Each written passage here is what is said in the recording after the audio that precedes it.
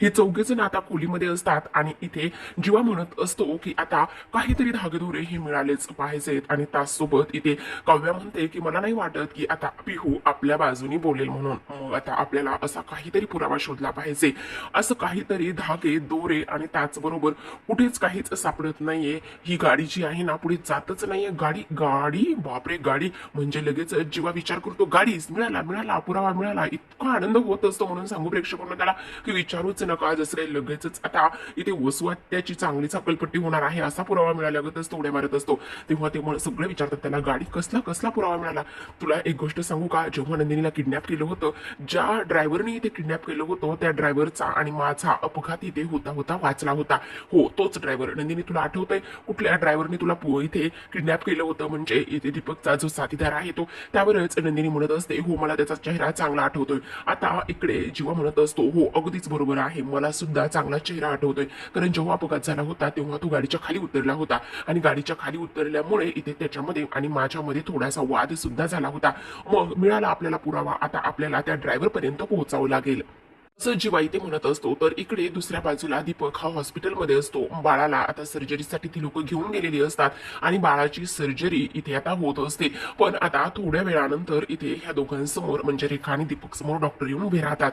आता इथे दीपक खूप जास्त अस्वस्थ असतो. शेवटी किती नाही म्हटलं तरी नुकताच नवजात बालक आणि त्याची ही सर्जरी त्यामुळे त्याला खूप वाईट वाटत असतं.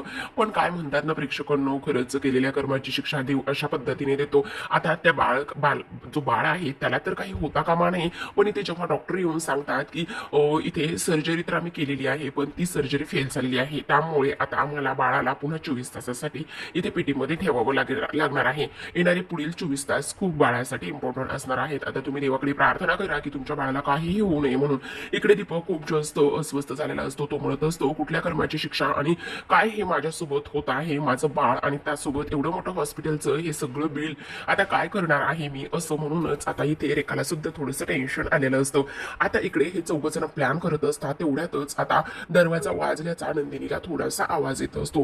कोण आलंय असा इकडे ती विचार करत असते आणि त्याचबरोबर कोण आलंय असा इकडे विचार केल्यानंतर ती म्हणत असते नाही थांबा मी पाहते. पण त्यावर आता इकडे आपण अशा पद्धतीने तर त्याच्यासोबत जाऊ शकत नाही किंवा त्याच्यापर्यंत कसं पोहोचू शकतो. इथे पाहायला गेलं तर फक्त आपल्या दोघांनाच त्याचा चेहरा माहिती आहे.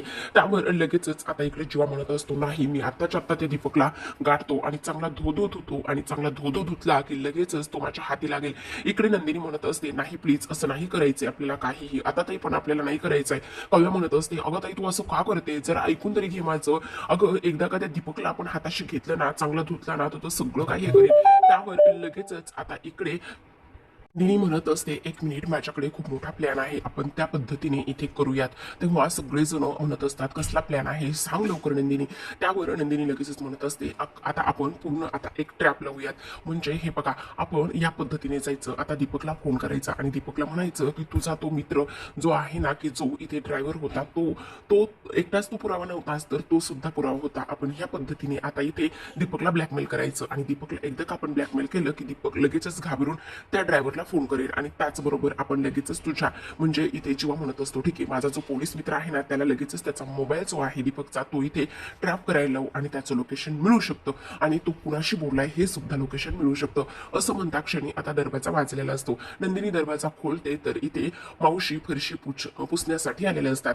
तेवढ्यातच आता काव्या म्हणत असते तुम्ही प्लीज नंतर याल का. पण नंदिनी म्हणते नाही नाही असू दे त्यांचं त्यांना काम करूया. त्यावर काव्या म्हणते ठीक आहे आपल्या आपल्या खोलीमध्ये आपण इकडे माझ्या खोलीमध्ये जाऊया. असं म्हणूनच आता हे चौघेच सुद्धा इकडे काव्याच्या खोलीमध्ये निघतात. तेवढ्यातच मंजिरी तिथे आलेली असते आणि तिथे मंजिरी आल्याबरोबरच ह्या चौघांना आता जीवा पार्कच्या खोलीमध्ये जाताना ती पाहत असते. आता त्या चौघांना एकत्र पाहिल्यानंतर ती खूपच जास्त घाबरते आणि तिला असं वाटतं की हे लोक नक्कीच काहीतरी प्लॅन करतायत. इकडे वसू आरशासमोर उभी असते. आरशामध्ये स्वतःलाच निहाळत असते आणि स्वतःलाच पाहत असते. ती म्हणत असते बापरे काय गे रम्या बघ ना जेव्हापासून इथे नंदिनीच्या विरोधात सगळे लोक गेलेले आहेत आणि माझ्या बाजूचे असलेले सगळे पुरावे मिटलेत ना तेव्हापासून आल्यापासून माझा चेहरा जो आहे तो खूपच जास्त ग्लो करायला लागलेला आहे बघ ना ग रम्या. पण रम्या मात्र इथे खूपच मोठ्या विचारामध्ये असते. त्यावरच असं म्हणत असते, अगं काय झाले रम्या, अशी तू अस्वस्थ का आहेस? त्यावरच आता ती म्हणत असते, पण तुला एक गोष्ट सांगू का, त्या काव्याच्या बोलण्यावरून मला खूप भीती वाटते. मला असं का वाटतंय की ती नक्कीच काहीतरी कटकारस्थानं करेल आणि त्याचबरोबर तिला नक्कीच काहीतरी पुरावा वगैरे मिळू शकतो, ह्याच मला याची जास्त भीती वाटते. आता तिथे मंजिरी आलेली असते आणि मंजिरी आल्याबरोबरच ती म्हणत असते, अगं ताई काय करतेस तू इथे, तुला कसला चेहऱ्याचा ग्लो इथे बघत आहेस? तिकडे ते चौघे जण सुद्धा पाहत आणि काव्याच्या खोलीमध्ये गेलेत आणि नक्कीच त्या चौघांमध्ये मला असं वाटतंय की काहीतरी शिस्त आहे आणि ते चौघे जण इथे तुझ्या विरोधामध्ये जे काही पुरावे आहेत किंवा तुझ्या विरोधामध्ये कटकारस्थानं करतेत. मला याचीच खूप भीती वाटते ग वसुताई, प्लीज तू काहीतरी कर. असं व्हायला नको की इथे ते सगळेजण पुरावे शोधतील आणि इकडे तुला नाही ती शिक्षा होऊन बसेल. मला तर खूप भीती वाटते वसुताई, असं ती म्हणत असते. आणि त्यावरच आता इकडे रम्या म्हणते, काही काय ग मावशी, काही काय नाही, मी आता पाहिलंय स्वतःच्या डोळ्याने त्या चौघांना एकत्र खोलीमध्ये जाताना. आता इकडे वसू म्हणत असते, असं अजिबातच होता कामा नये, माझ्या विरोधामध्ये कुठलेच पुरावे त्यांना सापडता कामा नयेत. त्याचसोबत आता हे चौघे जण पार्कच्या खोलीमध्ये बेडवरती अगदीच गोल आकार करून बसलेले असतात. आता इकडे नंदिनी म्हणत असते, आता बरोबर जो ट्रॅप टाकलेला आहे तोच टाकायचा. त्याही अगोदर इथे पार्थ जीवाला सांगतो, एक काम कर, तुझा जो पोलीस मित्र मोरे आहे त्याला अगोदर तू कॉल कर आणि त्याला अगोदर कॉल केल्याच्या नंतर तू एक गोष्टीचं लक्षात ठेव की त्याला सांग की येणाऱ्या काही मिनिटातच तुला ते सगळं काही करायचं आहे, ठीक आहे? त्यावर नंदिनी म्हणत असते, अजिबात रागवायचं वगैरे नाहीये, प्लीज नाही, अगदी शांततेत बोलायचं. आता जीवा लगेचच इकडे दीपकला कॉल करतो. आता नंदिनीच्या नंबरवरून फोन केलेला असतो, त्यामुळे इकडे लगेचच दीपक म्हणत असतो, हाय नंदू डार्लिंग, आज तुला माझी आठवण कशी आली? मला वाटलंच होतं तुला करमणार नाहीये आणि त्याचसोबत हा जो काही नवीन नंबर आहे ना तू तू कसा शोधून काढलास ग? बरोबर आहे, तुला माझ्या विना करमत नसेल ना आणि माझी आठवण येत असेल ना, मला वाटलंच होतं तू नक्कीच माझ्याकडे येशील नंदू डार्लिंग आणि मला नक्कीच फोन करशील. असं म्हटल्याबरोबर जीवाचं रक्त उसळूनच येतं आणि लगेचच तो काय म्हणत असतो ऐका, तो म्हणतो, ए तुला आठवत आहे ना नंदू डार्लिंग नाहीये, तुला आठवत आहे ना तू तू कोण आहेस आणि हा माझा नंबर तुझ्याकडे कसा आला आहे आणि हा नंदिनीचा फोन आहे? त्यावर लगेच इकडे जीवा म्हणत असतो, मी मी जीवा आहे, जीवा जीवा देशमुख. त्या दिवसाचा मार आठवतोय का अजून? खायचाय थोडाफार. आता इकडे लगेचच तो म्हणत असतो, बोल कशासाठी फोन केलायस, कशासाठी फोन केलायस? अरे तुला काय वाटलं की नंदिनीला किडनॅप करणारी व्यक्ती एकच होती? नाही. आणि तुला काय वाटलं की तू सगळे पुरावे मिटवलेले आहेस? असं अजिबातच नाहीये. तर तू अजून एक पुरावा मागे सोडलेला आहेस ना, आणि तो म्हणजेच की तुझा तो ड्रायव्हर, बरोबर आहे की नाही? तो ड्रायव्हर तो कुठे आहे? आणि तुला एक गोष्ट सांगू, तो आम्हाला सापडलाय आणि आता बघ त्याच्या मदतीने आम्ही तुझी आणि त्याचबरोबर इथे त्या तुझ्या साथ देणाऱ्या वसवत्याची कशी जेलमध्ये रवानगी करतोय. त्यावरच तो म्हणत असतो, नाही नाही असं काही होणार नाही. का? असं का नाही होऊ शकत? असं का नाही होऊ शकत? एवढा मोठा पुरावा जर तुम्ही मागं सोडलेला आहे ना, आणि असं एवढा मोठा पुरावा मागं सोडलेला असताना आता चांगलीच तुम्हाला जेलची हवा पुन्हा एकदा खावी लागणार आहे. आता मात्र इकडे दीपक म्हणत असतो, तो तो माझा मित्र आहे आणि तो तुम्हाला कधीच सापडणार नाही, समजलं? आणि त्याचबरोबर इथे तुम्ही स्वतःला समजताय काय? आता इकडे जीवा बरोबर त्याचा प्लॅन इथे वर्क करत असतो. आता त्याच्याशी बोलून तर जीवा घेतच असतो, पण इकडे काव्याला प्रचंड राग येत असतो.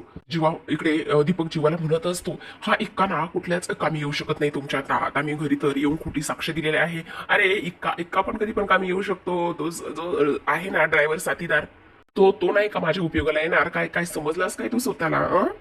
आता इकडे तो म्हणत असतो, ए जा रे, तू नकोस त्याचं टेन्शन घेऊ. आणि त्यावर आता इकडे तो तुला सापडणार नाही. इकडे जीवा म्हणत असतो, ज्या वेळेस तुझी गल्ली शोधून काढली होती आणि तुला फोडून काढलं होतं ना, तशाच पद्धतीने इथे तुझ्या साथीदाराला सुद्धा इथे शोधून काढू, समजलं तुला? बघ ना बघ, आता नाही का तुझा हा नवीन नंबर मी मिळवला आहे, बरोबर आहे ना? हा एक एक एक एक मिनिट, काय झालं काय झालं? बोलती बंद झाली तुझी?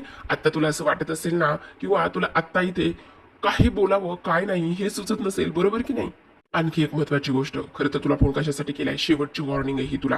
आता जे शेवटचे दिवस तुझे उरलेले आहेत ना, ते तू सुखाने जगण्याचा प्रयत्न कर आणि ही तुला शेवटची वॉर्निंग आहे. आणि तयार राहा खडे फोडण्यासाठी तुला. आणि त्याचबरोबर तुझ्या ज्या वसुंधरा मॅडम आहेत ना, त्या तुम्हा दोघांना सुद्धा लवकरच एकत्र खडी फोडायला पाठवणार आहोत आम्ही, समजलं तुला? त्याचसोबत जीवाने असं म्हटल्याबरोबर जीवा फोन कट करत असतो. तर इकडे जो दीपक आहे तो विचार करत असतो, बाप रे, म्हणजे खरंच हे त्या सँडीपर्यंत जाऊन पोहोचतील का? आणि जर ते सँडीपर्यंत जाऊन पोहोचले तर नाही नाही मला काहीतरी करावंच लागेल, असा इथे दीपक विचार करत असतो. आता लगेचच इकडे काव्या म्हणत असते, बाप रे नंदिनी ताई काय ग्रेट आहे हे सगळं काही, आणि बरोबर आता बरोबर तुझा प्लॅन वर्क होतोय असंच मला वाटतंय.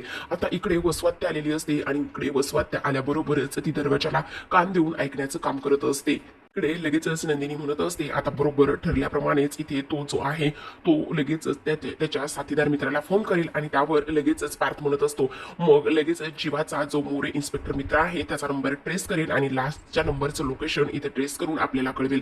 त्याचबरोबर इकडे वसू हे सगळं काही कांदून ऐकत असते. आता लगेचच नंदिनी म्हणत असते बरोबर आणि त्यानंतर सगळं सत्य आपण त्याच्याकडून वधून घ्यायचं. त्यावर जीवा लगेचच म्हणत असतो त्याने गुपचूप सगळं सांगितलं तर ठीक आहे, नाही तर गोडी गुलाबीने नाही सांगितलं तर मग धमकावून आपल्याला ते सगळं काही इथे त्याच्याकडून वधवून घ्यावंच लागणार आहे. आता लगेचच इकडे मात्र वसू घाबरलेली असते आणि वसू घाबरल्याबरोबरच आता ती इकडे जो दीपक आहे त्याला इथे कॉल करण्याचा प्रयत्न करत असते जेणेकरून आता दीपकला अलर्ट राहायला सांगावं लागेल. काही जरी झालं तरी सुद्धा ह्या लोकांच्या हातामध्ये तू लागू नकोस असं तिला सांगावं लागेल असा इकडे वसू ते विचार करत असते. आता वसूने फोन काढलेला असतो फोन लावण्यासाठी आणि तेवढ्यातच ज्या मावशी आहेत त्या इथे पुन्हा काव्याची रूम पुसण्यासाठी आलेल्या असतात. तेवढ्यातच त्या मावशीचा आणि त्यासोबत वसवात्याचा एकमेकींना धक्का लागतो आणि एकमेकींना धक्का लागल्याबरोबरच वसूचा जो फोन आहे तो त्या पाण्यामध्ये पडतो. बापरे, वसूचा फोन पाण्यामध्ये पडल्याबरोबर सगळंच आता संपलेलं असतं प्रेक्षकांनो, कारण फोन पाण्यामध्ये पडल्यावर तू लगेचच काही दुरुस्त होणार नाही आणि लगेचच आता वसवात्याची आहे त्या मोलकर्णीवर ओरडण्याचं काम करत असते. लगेच हे चौघ जण बाहेर येतात आणि विचार करतात की काय झालेलं आहे,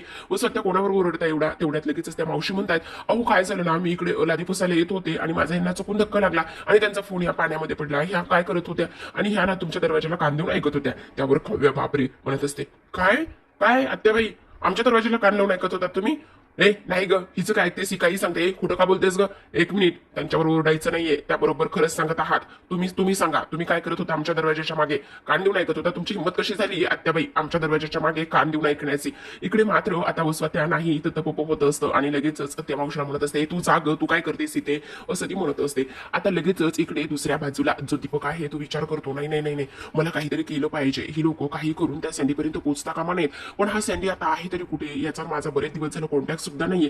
तर इकडे दीपक गणराया पुढे प्रार्थना करत असतो माझ्या बाळाला काही होऊ देऊ नकोस आणि त्यासोबत काही जरी झालं तरी सुद्धा त्याची काळजी घे, त्यासोबत त्याला वाचव, ह्या सगळ्या संकटामध्ये तू त्याला साथ दे आणि मला सुद्धा साथ दे असा इथे सँडी विचार करतो. आता इकडे दीपकने लगेचच सँडीला कॉल केलेला असतो. सँडी फोन पाहतो तर तो म्हणत असतो आता आणि यावेळेला काबरे यांनी कॉल केलेला असेल, आता यावेळेला ह्याचं काय काम असेल असा तो विचार करतो. पण शेवटी त्याच्याकडे पर्याय शिल्लक राहिलेला नसतो म्हणून तो फोन इथे उचलतो. त्याला असं वाटत असतं की नाही किती नाही म्हटलं तरी सुद्धा हा एक मित्र आहे आणि याची मला कुठेतरी मदत होऊ शकते असा इथे तो विचार करत असतो. आता लगेचच त्याचा तो फोन उचलतो आणि फोन उचलल्याबरोबरच इकडे दीपक म्हणत असतो कुठे आहेस सँडी तू? अरे अरे मी हॉस्पिटलमध्ये आहे. काय आता जिथे कुठे आहेस ना तिथे लगेच स्टेशनला जायचं आणि स्टेशनला जाऊन हे शहर सोडून जायचं.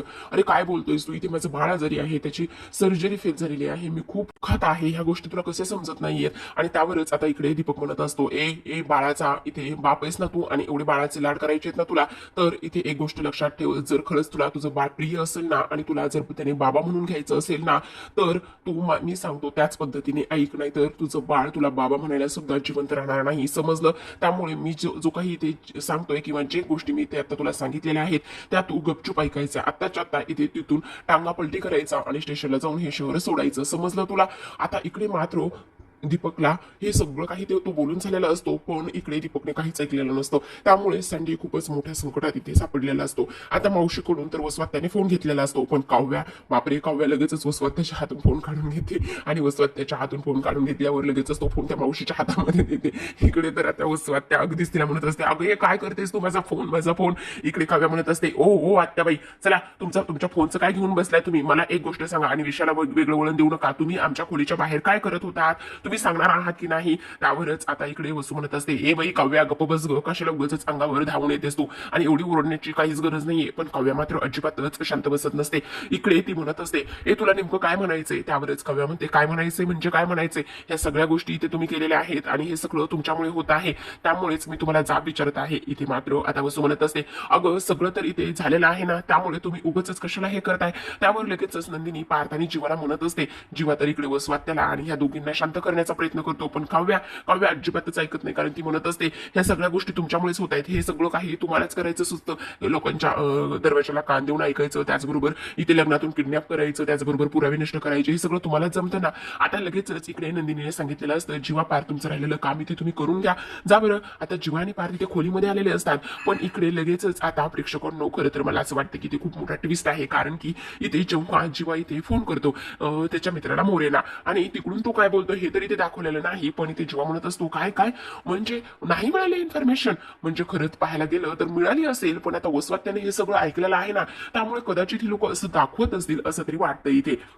इकडे आता जो दीपक आहे तो हॉस्पिटलमध्ये एअर जरा घालत असतो आणि ज्या पद्धतीने डॉक्टरांनी सांगितलेलं असतं की तुमच्या बाळासाठी हे येणारे 24 तास खूप महत्वाचे आहेत, तुमच्या बाळाला हे 24 तासामध्ये काही होऊ शकतो, त्याचबरोबर इकडे तुम्ही देवाकडे प्रार्थना करा.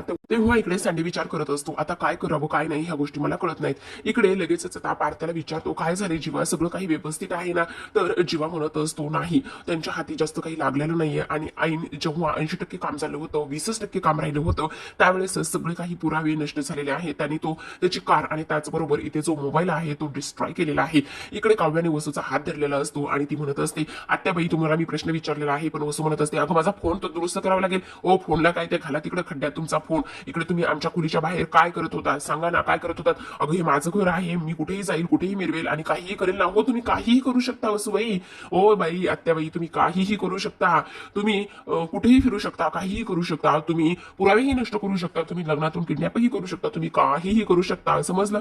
आता नंदिनी इकडे म्हणत असते काव्या प्लीज ग शांत बस ना, शांत बस, नको उगाच सारडावर करू, गप ग काव्या, असं म्हणून ती दोघींना बाजूला करण्याचा प्रयत्न करत असते. इकडे आता सँडी विचार करतो काय करू मला कळत नाहीये, त्याचबरोबर आता ह्यानी तर मला हे शहर इथून या शहरातून जायला सांगितलेलं आहे आणि त्याचबरोबर माझ्या बाळाची ही अवस्था आहे, त्यामुळे मला कळत नाही, मला सुचत नाही काय करावं आणि काय नाही ते. आता लगेचच इकडे पुन्हा एकदा मोरेंचा कॉल आलेला असतो. आता मोरेंचा कॉल आल्यानंतर इकडे पुन्हा इथे पार्थ जीवाला विचारत असतो आता काय झालं बोल ना लवकर. त्यावर जीवा म्हणत असतो नाही ना, तो परत म्हणतोय की ते लास्ट लोकेशन ट्रेस करण्याचा आम्ही प्रयत्न करतच होतो, ऑलमोस्ट आमच्या पुरावे हाती लागतच होते, पण शेवटच्या काही सेकंदामध्ये तो मोबाईलचा जो आहे लोकेशन ते इथे डिस्कनेक्ट झालेला आहे, म्हणजे आम्हाला असं वाटतंय की तो जो मोबाईल आहे तो इथे डिस्ट्रॉय केलेला असू शकतो असं इथे तो बोलत असतो. आता मात्र जीवा म्हणत असतो की जो शेवटची संधी होती, जो शेवटचा इथे पुरावा होता तो सुद्धा इथे हातातून निघून गेलेला आहे, निसटून गेलेला आहे. त्याचसोबत आता काय करायचं, कशा पद्धतीने त्याच्यापर्यंत पोहोचायचं, आणि त्याचसोबत हा तर खूपच जास्त चालू निघाला आणि इकडे मात्र ह्या दोघींचा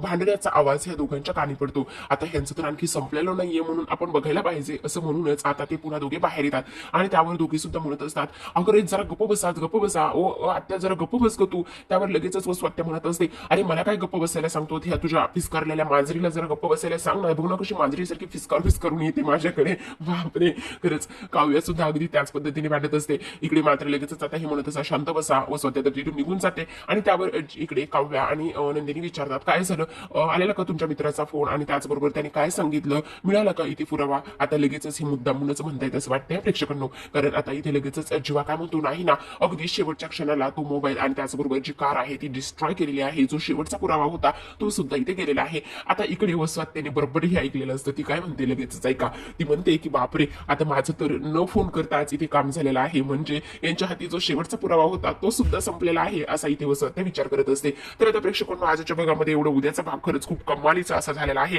कारण आता इकडे वसवात्या वेगळ्याच आनंदामध्ये असते, तर आता ह्या चौघांच्या हाती आणखी काय काय लागणार आहे माहिती नाही, पण आता इथे वसवात्या संध्याकाळी दिवे लागण्याच्या वेळेला इथे आलेली असते आणि इथे ती नंदिनी समोर येऊन उभी राहते. तर नंदिनीला इथे काय म्हणते का, ती काय म्हणते की आता हे बघ त्या दिवशी जेव्हा आरती घ्यायला इकडे अख्ख्या घरातले सगळेजण होते, पण आज नंदिनी इथे कोणीच नाही ग आरती घ्यायला, फक्त आणि फक्त या वसवात्याशिवाय. तू बघितलंस नाही ह्या वसवात्याशी इथे पंगा घेणं किती महागात पडतंय, म्हणून तुला सांगितलं होतं पण तू ऐकत नाहीयेस ना, आणि आज तर तू एकटीच आहेस कळलं. तर इकडे दुसऱ्या बाजूला पार्थ आणि त्याचसोबत काव्या हे बसलेले असतात. तर इकडे पार्थ म्हणत असतो काव्याला खरं तर जो इथे ड्रायव्हर आहे त्या ड्रायव्हरला इथे जीवा आणि त्यासोबत नंदिनी ह्या दोघांनीच पाहिलेलं आहे, आपण तर त्याला पाहिलेलं नाहीये, पण इथे मग आता आपण त्याला कसं ओळखू शकतो आणि त्याचबरोबर कशा पद्धतीचे पुरावे इथे समोर येतील त्यावर काव्या खूप जास्त विचार करत असते. पण प्रेक्षकांनो सगळ्यात महत्वाची गोष्ट म्हणजेच की इथे आता नंदिनी आणि जीवाने तर पाहिलेलं आहे आणि घरामध्ये तर आपला एवढा मोठा आर्किटेक्ट बोका आहे की नाही, त्याचा कधी उपयोग होणार आहे असा काव्य नक्कीच विचार करू शकते. हा तर इकडे दुसऱ्या बाजूला हा जो सँडी आहे तो खूप घाबरलेला असतो. तर इकडे आता रेखाने शेवटी जे व्हायचं होतं आणि जे तिला अगोदरच करायला पाहायचं होतं ते तिने आत्ता शेवटी केलेलं आहे. तिने इकडे नंदिनीला कॉल केलेला असतो आणि नंदिनीला कॉल केल्यानंतर इथे नंदिनी विचारते काय झाले रेखाताई, तुम्ही अशा अस्वस्थ का आहात, रडत का आहात. त्यावरच इथे ती म्हणत असते अगं माझ्या भावाला म्हणजेच माझ्या बहिणीला इथे डिलिव्हरी झालेली आहे आणि माझ्या भावाला इथे बाळ झाले ग. मग काय झालं, चांगली गोष्ट आहे आनंदाची. नाही ग, इथे जन्मताच त्या बाळाला इथे काचेच्या पेटीमध्ये ठेवलेला आहे ते बाळ खूप जास्त नाजूक आहे असा इथे ती विचार करत असते. त्याचबरोबर इथे आता नंदिनी म्हणते की अच्छा एवढं सगळं झालेलं आहे, तुम्ही कुठे आहात आता, कुठल्या हॉस्पिटलमध्ये आहात? त्यावर लगेचच आता इकडे रेखा म्हणत असते आम्ही सिटी हॉस्पिटलमध्ये आहोत. तर नंदिनी म्हणत असते ठीक आहे, अच्छा असं आहे तर मग तुम्ही काळजी करू नका, मी आत्ताच्या आत्ता तिथे येते असंच आता इकडे रेखा सांगत असते. त्याचबरोबर इकडे लगेचच नंदिनी आणि त्याचसोबत जीवा एका गोष्टीचा विचार करतात की आपल्याला काही जरी झालं तरी सुद्धा आता तिथे जाऊन पोहोचलं पाहिजे आणि तिथे जाऊन पोहोचल्यानंतर सगळ्या काही गोष्टी ज्या आहेत त्या इथे व्यवस्थित होतील असा तो विचार करत. तुम्हाला हा व्हिडिओ आवडला असेल तर लाईक करा, शेअर करा आणि चॅनलला सबस्क्राईब करा. बेल नोटिफिकेशन ऑलवर सेट करा जेणेकरून सगळ्या नव्या व्हिडिओंच्या अपडेट्स तुम्हाला मिळतील. तुमच्या प्रतिक्रिया आणि कमेंट्स नक्की कळवा.